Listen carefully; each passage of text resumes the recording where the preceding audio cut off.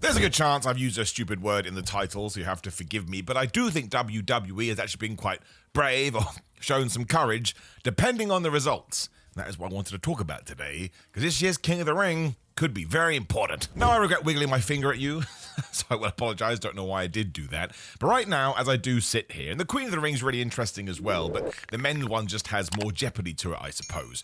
We have semi-finals in the King of the Ring 2025 of Jey Uso versus Cody Rhodes and Sami Zayn versus Randy Orton. Now, I would go out on the limb and say that every single one of those matches could be a pay-per-view match. Every single one of those pairings could be a feud that you did over a couple of months. And the fact that WWE has done this means that the King of the Ring as a tournament now feels way more important than it would have done otherwise. And it actually gets your brain thinking. Because let's say Cody Rhodes beats Jey Uso. Jey Uso is all of a sudden on a little bit of a bad run. I understand that he won the first round match, but he lost his championship 2 weeks ago. And he just got his ass whooped by his best friend. There is something you need to do there. With Randy Orton and Sami Zayn, they both have stories, and arguably, both of them could turn heel. Sami Zayn is kind of getting into a Karrion Kross, and Karrion Kross is like, Randy will do whatever it takes, you won't, and you suck, and that's why you won't become King of the Ring. Whereas Randy Orton quite literally got in Cody Rhodes' face, 10 days ago, said, listen, Codes, I am starting to realize if I do need to win a world championship, maybe I do have to start being that guy again. If I have to drop you, I am going to drop you. Now, my worry is this. If you watch any of my content, you know, done the right way, I have no problem with distraction, interference, and confusion. Put those words together, those letters together. But WWE has been doing it too much, and they've basically done it in most of the King, Queen of the Ring matches so far. I don't have a massive problem with it, but now I think we've got to a place where they hopefully will see better. That's not the right word. But what I'm saying is, if we get clean winners in those two matches, that is going to be such a statement. I understand I'm sounding way too over the top, and I'm using hyperbole here too.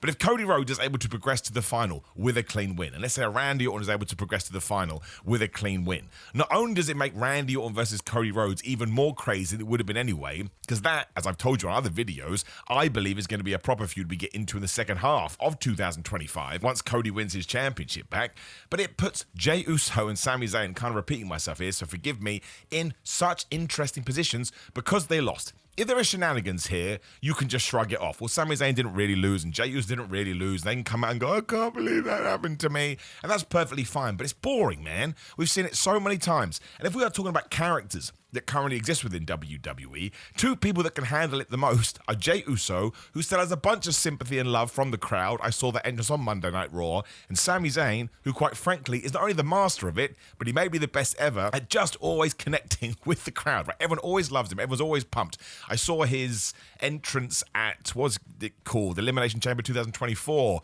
Was 23. Whenever the Roman Reigns match was, right? Oh my gosh. It is so electric. And if the overall goal for Sami Zayn is eventually to become the champion, of course there's two things you could do here. He could win the King of the Ring, take on Gunther, then Seth Rollins screw him over, or this could be another obstacle on his way to do that. As long as you give him a microphone and say, hey Sam, go out and Raw and here's 10 minutes and sell this. Oh man, I can't believe I did it again. Because that also ties to the Karrion Kross stuff. The Karrion Kross stuff is going to suck. If Karrion Kross is like, I told you wouldn't do whatever it takes, then Sam can just go, yeah, I got screwed over. What do you want me to do? Maybe I was going to do whatever it takes, but somebody came on the outside and punched me in my dick. There's nothing I can do after that. It's just not as fun. I think we've kind of entered this bizarre world in 2025 with wrestling, where sort of cleaning up the finishes and having it very sports-like, for lack of a better term, is opening up the potential for even more creativity. I would love to see a Jey Uso. Let's say that my daft prediction, we did insane predictions on Monday, please go check it out for Night of Champions. And let's say that my insane prediction is right and the Usos are going to get back together again. What a lovely way to do it. Then once again, tell the Jey Uso, go out there, man, and tell everybody your story. And him being like, I won the championship, I lost the championship, I got in the King of the Ring, I lost the King of the Ring to my best friend Cody Rhodes. What I'm going to do, out comes Jimmy Uso, and he's like, listen, I got nothing on SmackDown. All I do is yell at John Cena and R-Truth, let's get the band back together again. Some people have said, oh man, what a way to diminish Jey Uso. No, it's not. It's all about how you sell it. And I think every single wrestler should be able to ping here, there, and everywhere. It's like when you lose a world championship, not Jey Uso, anybody. You don't have to go right back into the title scene if there is a good story waiting for you. As long as it's portrayed as important, as long as you're told, oh, you can care about this, well, then you care. And who actually cares where you are on the card if you have been to the tippy top, as long as you're still given something you can dive into. Because, of course, do I think Jey Uso is going to be a 2-time world champion at one stage? Absolutely. The dude is too over. But I don't want to see him treading water. I don't want to see him vanish off television. I doubt that would happen. And given that we do have a bereft Raw tag team division at the moment, Jim using the King of the Ring to allow Jimbo to come out and say, Jay, let's get the band together one last time. Don't say that. But that can be his second half of 2025. That's cool as well. You can run an awesome story into WrestleMania 42. Maybe they win some tag belts, they lose some tag belts, do a blow-off at the granddaddy of them all back in Las Vegas. Why wouldn't we do that? And then he can get back into doing whatever he wants. Man, I got to go after that world championship. It's just all about telling the stories. And when I saw the brackets, I got so excited, especially because it's babyface versus babyface and babyface versus babyface, which also makes sense. Gunther is a heel and John Cena is a heel. And while that doesn't really matter, I just think it makes it more interesting when we are going to sit here like massive geeks that we are and fantasy book. Now, my worry is that WWE won't do this, but I really do think they have an opportunity here to turn the King of the Ring into something that when we do it next year, it's totally massive. So all the winners are going to get championship slots at SummerSlam.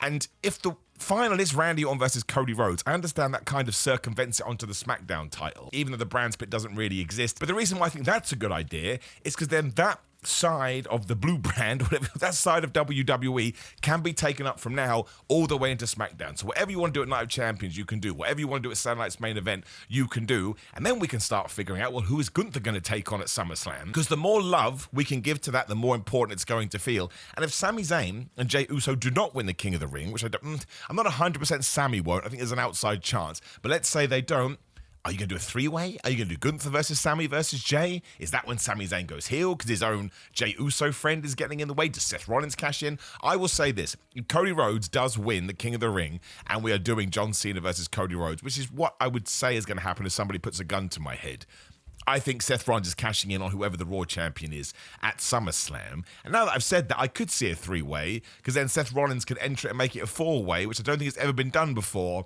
And you can just see a WWE creative meet when they're sat down talking about Seth and the cash-in of the century, or the heist of the century, at WrestleMania 31. Someone just goes, guys, remember last time he did it with 2 people? Hear me out. What if he did it with 3? And everyone just gets up. Bravo! You added a 1 to the number, you genius. I think that could happen, and then it would justify all of this, but it's just not as fun. Well, I guess you can say if Sami Zayn gets screwed here, and then by the Seth Rollins' group, and then he gets screwed again at SummerSlam, sure, I can understand that. I can get behind it. It's going to make me want to root for Sami, but we've done it. We've done that time and time again. It's very WWE. Well, it's not even WWE. It's a wrestling trope. The good guy gets screwed, whereas I would much rather... I don't think we should shy away from it. Sami Zayn's been a good guy for a while now. I'm not saying he should go heel, but shades of grey. I think it's much more interesting if we get deep down into some character work here, and Sami Zayn does have to ponder, well, you know, even though I hate Karrion Kross, I'm going to punch you in the face in this match that we have set up. You know, he's not totally wrong because, you know, I tried here and it didn't work, and I entered the King of the Ring and it didn't work. I don't want him to have any excuses. I want him to lose, right? That's what I want. I want him to lose, and I want him to have that pain etched all over his face, as if he really does not know what the next step is. And actually, maybe that can be the combination story, because Jey Uso and Sami Zayn are the best as of friends. They even have a weird handshake, right? Maybe they could do the promo together, and both of them be like, well, I kind of suck, and Sami Zayn's like, I kind of suck too. And then out comes Karrion Kross as the exposition king in order to get to where we're going to go. I don't know. I think there is going to be nonsense here. I just think that would be such a shame, because I think there's so much more we can do. And I think a byproduct of that is going to make the King of the Ring feel more important. Because when you just have straight matches and straight winners, and then somebody goes on to SummerSlam for a World Championship match, it's almost like you don't have to think about it. It just builds up inside of you. It's one of the reasons some people don't feel as affiliated with the Royal Rumble as they used to, because they would always tell you the winner of the Royal Rumble main event's WrestleMania, and that person would main event WrestleMania. Then it became match 4, then it became Saturday night, and people had moaning about that as well. And there's certainly a conversation to be had here, but it got watered down. And you don't want to water someone down, you give it to them directly. This is the stipulations, this is what we're going to do. It's why I really liked the Continental Classic, like in AEW. I think so, as I look around the room like I'm looking for a fly, where there is no interference. You're not allowed to interfere. Now, AEW does do it a lot less than WWE. Neither is bad, or neither is good, and neither is wrong. It's all about the situation, how you feel about it at the time. But it just means that, yes, once again, that we can have a unique scenario, a unique situation, and it's going to help Cody and Randy. If you storm into that final and you've beaten these people, especially after 4 ways, which again always have these get out of jail free clauses, makes the final feel like a big deal. If Cody then beats Randy clean, because let's not forget, I don't know whether it was a era, whatever, last year, but we had that weird pin, right, when it was Gunther and Randy Orton. Fair play to WWE for utilizing it, but once again, it was, Randy didn't really get beat. No, screw that.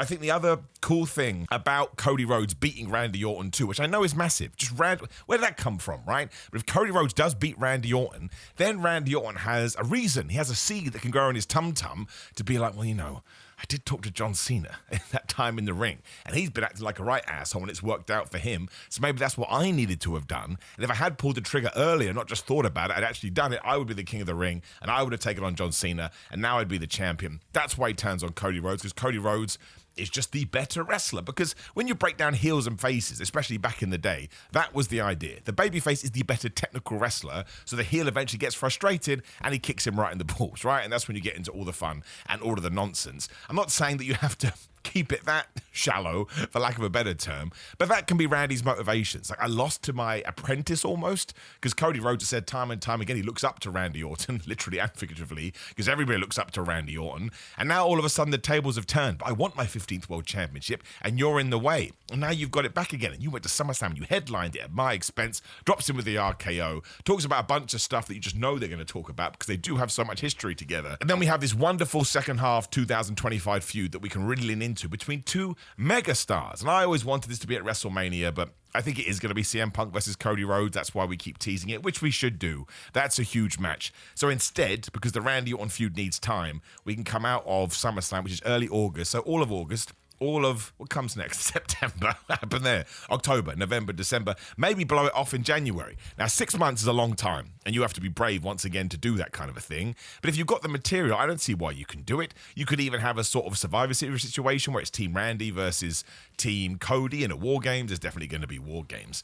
I just think as long as I think halfway through Randy Orton should win the title as well. I think Cody should drop it again. I got no problem with that. Because Randy Orton, man. If you can't lose to Randy Orton because somebody fears you're going to lose your credibility, something is wrong with your character. That's not the Cody Rhodes character. People love this guy. So I really do hope that somebody in WWE is looking at this and going, listen, to get here, there was lots of nonsense and over-the-top stuff and building stories thanks to that. But now let's keep it as sort of straightforward as we can do. Because it's going to make all the characters more interesting. It's going to make Raw more interesting. It's going to make SmackDown more interesting. And I think we'll be able to plant some seeds for whatever we're going to do after King of the Ring and after Night of Champions and after SummerSlam. That's the other thing. WWE has so many events. Before we even get to SummerSlam, we've got Saturday night's main event, and we now know it's going to be Gunther versus Goldberg. But there'll be other matches on this show. Like, do you want a Cody on there? Do you want a Cena on there? Probably not. But if you know what you're doing at SummerSlam, maybe you could do a random tag team match. I mean, I doubt it, because that's what we did the last Saturday night's main event. But you potentially could do it. Well, that was Money in the Bank, actually, but it's all the same, right? They all blur into one.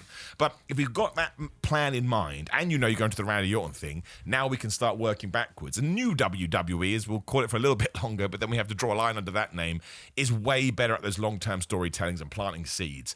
I just think there's so much there for Sami Zayn. He loses here, he gets screwed there, he keeps going around the houses, and then I think he's going to win at WrestleMania. I think it could be Seth Rollins versus Sami Zayn at WrestleMania, and Sami Zayn wins the World Championship. But you've got to be courageous once again. We got to really get this guy in the mire to the point where it's like, oh my gosh, I can't believe that he did it.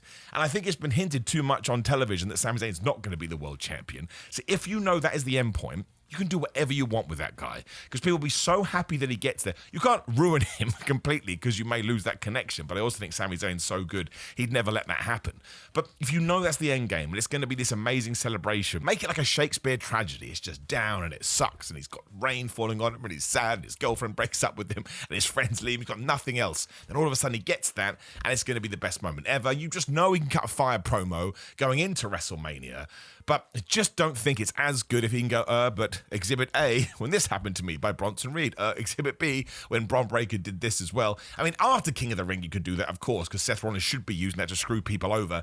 But you could also put it in the King of the Ring, right? It's Randy Orton and it's Sami Zayn. The Seth Rollins crew is not going to like these guys. So I think it's there for the taking. Do I think WWE is going to do this? No. But I do know when I looked at the brackets, I got so excited, which is why I couldn't believe people didn't want Jey Uso in this. Why do you want Jey Uso? Jey Uso versus Cody Rhodes is way more interesting than Cody Rhodes versus Bronson Reed. Not in terms of a match quality standpoint, but that's a good guy versus a bad guy that hate each other. All right, I can watch that till the cows come home. But two best friends, two of which got drunk at a press conference once in 2024, which essentially started the Jey Uso yeet boom. Well, that was already going by then, but certainly leveled it up. And now to be the number one contender, and Cody wants, it's so good, right? Cody wants to get his WWE title back. Jay wants to get his World Heavyweight Championship back, but they're buddies. What's more important? That's what you got to think about. What's more important? Is it your friend? Maybe that's what Jey Uso can do. He hesitates because he's like, oh my gosh, I love you so much. And if you execute it in the right way, no one's going to think he's a bum. Right? Everyone says, oh, think he's a bum. No one's going to think he's a bum, and ain't no one going to boo Jey Uso. So I really hope, to use the word really too many times, the WWE decides to do a little bit different. And what's the worst that happens? It sucks. Who cares? You throw some things at the wall, you try it. We have wrestling 52 weeks in a year. I just think you got to have some fun sometimes. I'm keeping my fingers crossed. Now listen, as always, you're going to have loads of opinions on this, and I want to hear them, so please drop them in the comments below. Like the video, share the video, and subscribe. Click that notification bell. Click the video on the screen, which is me talking about Goldberg coming back. The only person in existence that likes it. I'm sorry, I try not to, but I do.